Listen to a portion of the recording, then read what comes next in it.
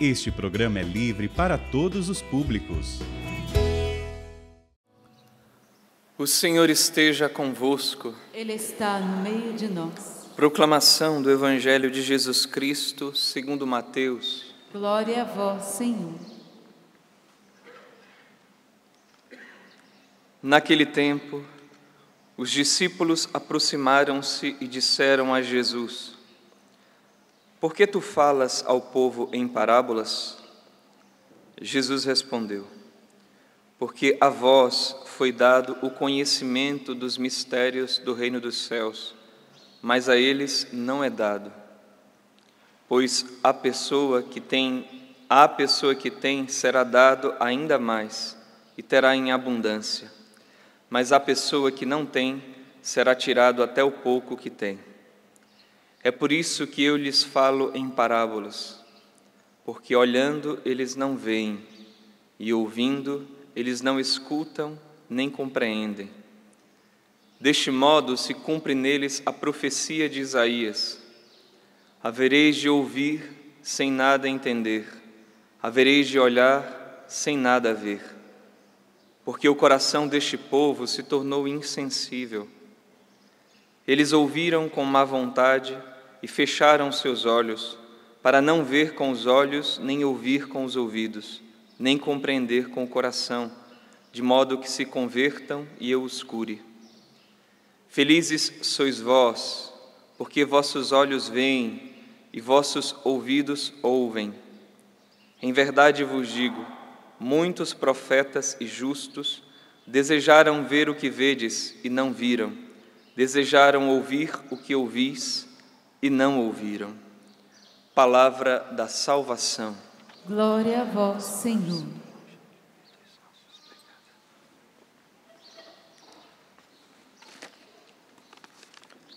Irmãos e irmãs, depois de Nosso Senhor contar, como ouvimos ontem na liturgia da palavra, a parábola do semeador, os discípulos então se aproximam dele e perguntam: Por que tu falas em parábolas? E Jesus então responde dizendo basicamente isso: para que uns entendam e outros não. A gente conta uma história, alguns entendem e outros não.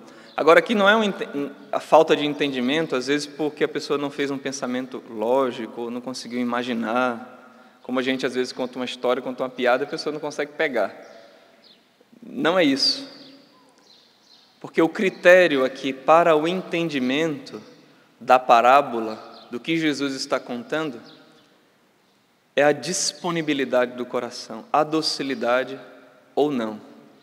Jesus diz aqui, aqueles que não quiseram ouvir de boa vontade, então não escutam, não entendem para que fossem curados.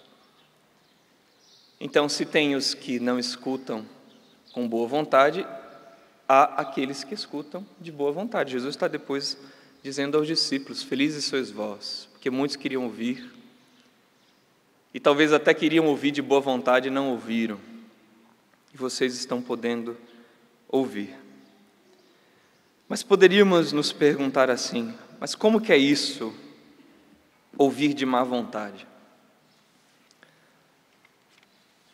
Na primeira leitura nós vemos algo desse tipo. Está aqui no início ainda, capítulo 2 do livro do profeta Jeremias. Ontem nós escutamos no capítulo 1 a vocação do profeta, e hoje nós vemos aqui Jeremias.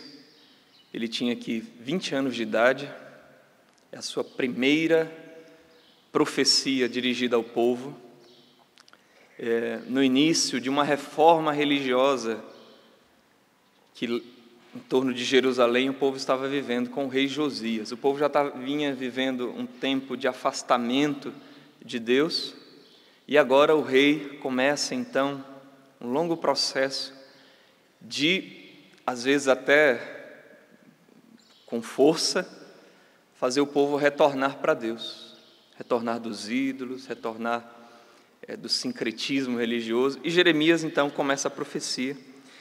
E ele, então, vai dizendo algumas coisas que eu gostaria de ir lendo aqui e comentando, né? Ele vai, então, falar ao seu povo como, em nome de Deus, mas como quem fala para aquela que Deus noivou e casou.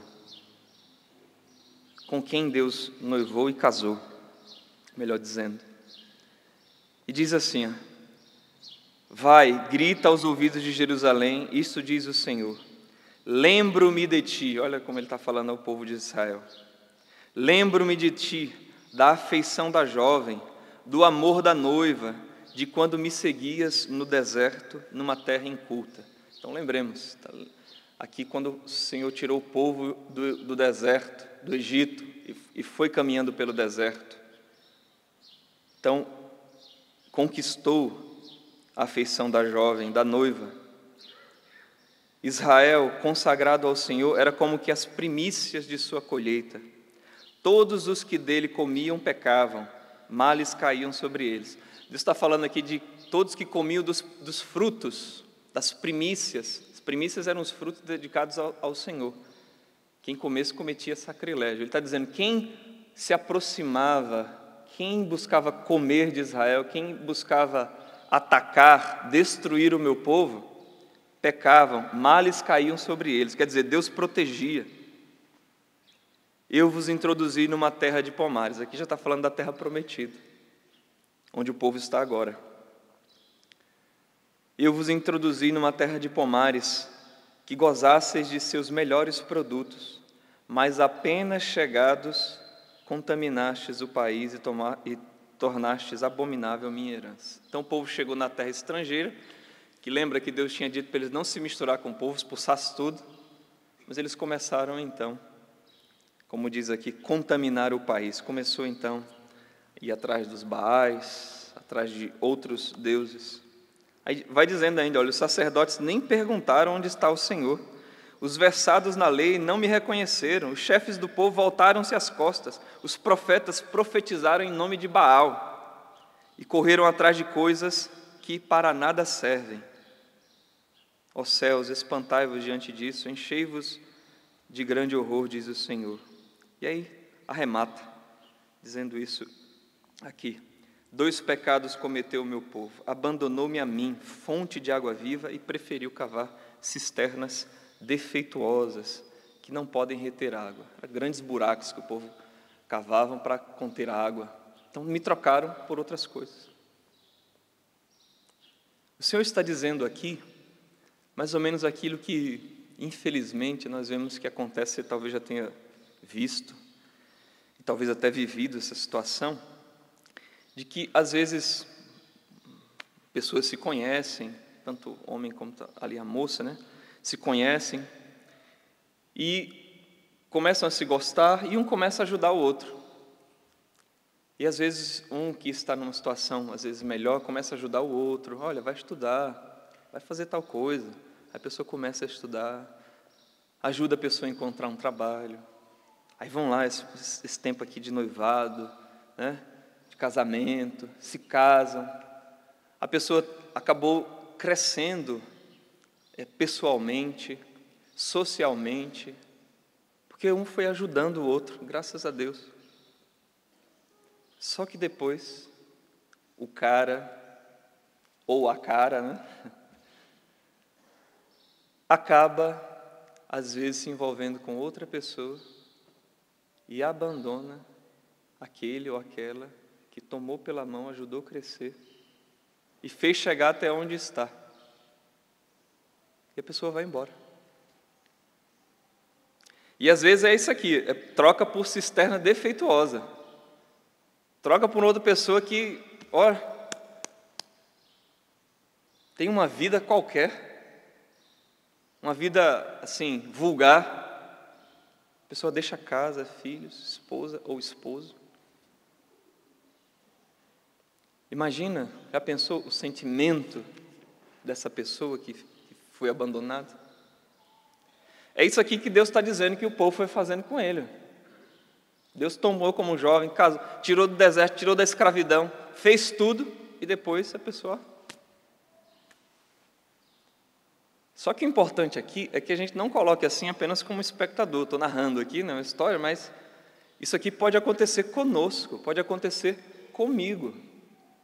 Eu, por exemplo, olhava aqui e dizia assim, poxa vida, antigamente eu nem conhecia o Senhor.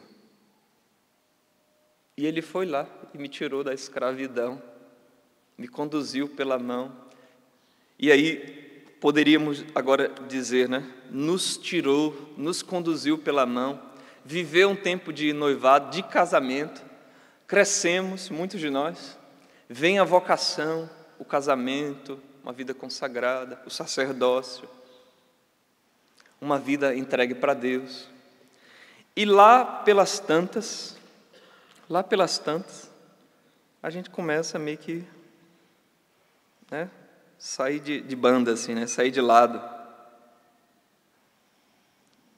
E começamos então, às vezes ali, imagina, né, eu, padre, já, daqui a pouco começo a ler umas coisas, aí daqui a pouco começo a, né, dizer assim, nossa, isso aqui, olha, a ciência diz isso,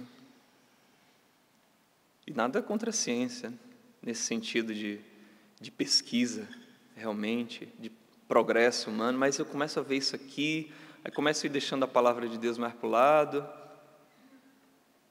aí vou e começo ali pelo lado, nossa, olha o que veja, e faz muito bem isso aqui, a gente também se serve, mas vou aqui para o lado da psicologia, e vou entrando, o problema aqui é ir para esse lado e esquecendo da fonte de água viva, e ir tomando outras coisas que vão se tornando como que realmente o fundamento de nossas vidas. Aí vou aqui, autoajuda, olha o que é que diz isso aqui, a neurociência explica isso aqui, e explica muita coisa. Só que nós vamos, às vezes, esquecendo daquele que nos desposou. E vamos tornando essas coisas que são boas, como o povo aqui, a questão aqui fala dos Baals, que às vezes as pessoas tomavam, né, por exemplo, a natureza, tomava ali aquilo que tinham como sustento de suas vidas e tratavam o Baal como, né, é ele quem vai me dar o sustento, a fertilidade vai vir dele. Então a gente começa a tirar todos os nossos recursos destas coisas, trocando, invertendo e trocando o nosso Deus e nosso Senhor. Você, né, vem aqui na Canção Nova, vem encontrar com o nosso Senhor, ou outras viagens com intuito religioso, e isso é maravilhoso. Só que imagina você fazer vou lá para Fátima, Portugal, mas chego lá, começo a me encantar com outras coisas, eu começo a fazer o que a gente diz, um turismo, realmente um turismo religioso, e vou deixando de lado aquilo que seria o alimento. É nesse sentido que estou falando aqui, de todas essas outras coisas. Como a gente pode fazer com dinheiro, e pode fazer com tantas coisas, e ir deixando nosso Senhor de lado, e Ele deixa de ser o Senhor de nossas vidas. E aqui, gostaria de dizer, né, estava conversando com um casal, que justamente de tempos em tempos fazem uma viagem dessas, né, para um lugar religioso, para fazer uma experiência realmente. E eles falaram que estavam num país da Europa e foram visitar, aproveitaram também, e é legítimo, conhecer os Alpes, um lugar bonito, né, as montanhas, e foram lá, subiram, pegaram o carro, foram lá, e ficaram vendo aquela coisa tão bonita, admirando aquilo. Sentaram, viram tudo aquilo, e os dois juntos ali, daqui a pouco disseram assim, vamos rezar um terço? Veja, é um casal que ama a Deus e que para onde vai não consegue ver outras coisas, mesmo vendo outras coisas, mas vê naquelas coisas o seu Senhor. E eles foram falando de coisas que eles foram aqui, foram lá, foram nos lugarejos assim. E a busca de encontrar Deus ali. De ver aquele que os conquistou, os amou e que eles também querem amar. É assim que se escuta de boa vontade. É assim que nosso Senhor está dizendo aqui no Evangelho, né? Felizes sois vós que ouvis, felizes sois vós que vedes, que estão nessa caminhada, nessa peregrinação neste mundo, ouvindo e vendo aquilo que não passará jamais. Vão ter água para beber, porque bebem da fonte que não se esgota, nosso Senhor Jesus Cristo. Então, sei que vocês entenderam que não é deixar disso ou daquilo que faz parte da nossa vida, mas é não esquecer aquele que é o essencial, o principal de nossas vidas, porque nós podemos ganhar o mundo inteiro e perder a vida. E não é isso que nós queremos nosso Senhor Jesus Cristo, aquele que é a vida de nossa vida, a alma de nossas almas. Então peçamos ao Senhor sua misericórdia e que nos alimente, como nos alimentou com a palavra, com seu corpo e sangue, razão de nossa vida.